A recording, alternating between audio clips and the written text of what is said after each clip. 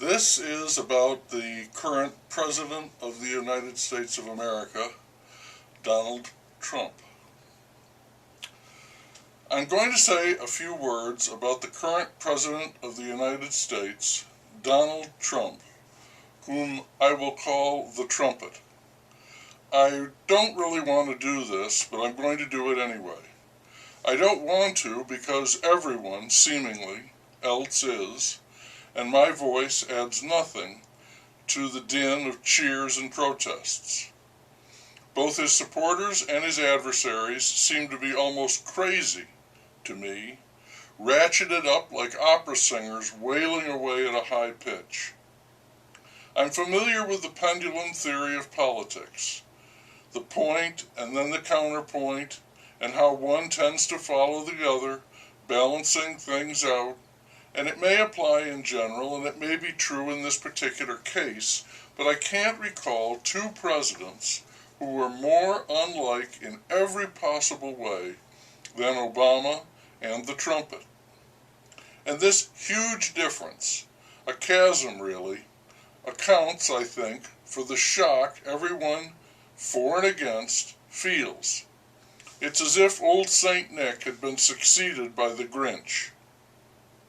It struck me today, and that is why I am writing this, because it seems to clarify things a little for me, that the Trumpet is an antagonist. There's them that's fur, and them that's again, and he's again. And because he is an antagonist, that has certain results that are inevitable. Whatever role he carves out for himself, whatever the outcome of his presidency, he is not going to be the hero.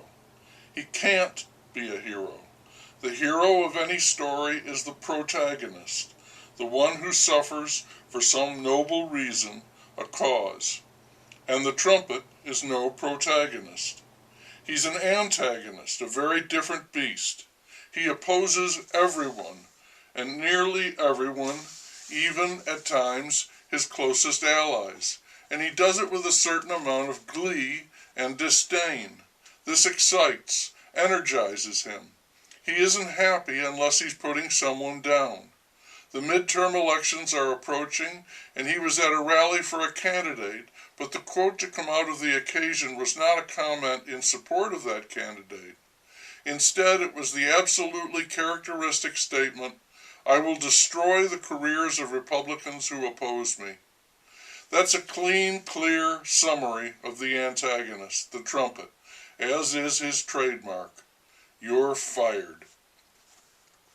It is possible for an antagonist to have a leading role, unusual but possible. The most famous instance of this is probably Satan in John Milton's Paradise Lost. He's certainly the most memorable character in the narrative.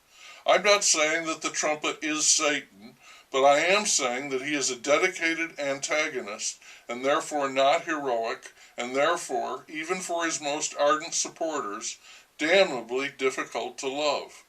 And so they do not love him, but they support him. The ones who do love him, or say they do, or try to, are constantly kicked in the groin by his abrasive, churlish, despicable behavior. He is against this and he opposes that. He wants to build a wall. He really will not let that one go. He wants to build a wall, and it would be the monument to him, the antagonist. He's named hotels, resorts, casinos, golf courses for himself, and now he would have a wall. The Great Wall, the Berlin Wall, the Trump Wall. Something there is that doesn't love a wall.